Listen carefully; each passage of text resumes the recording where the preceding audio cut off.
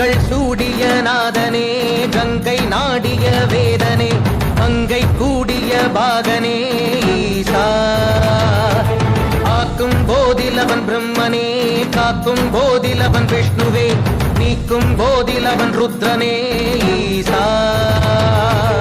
அகிலமே ஆடும் வண்ணம் சபைகளில் ஆடும் பாதம் சுடலையில் ஆடல் செய்தது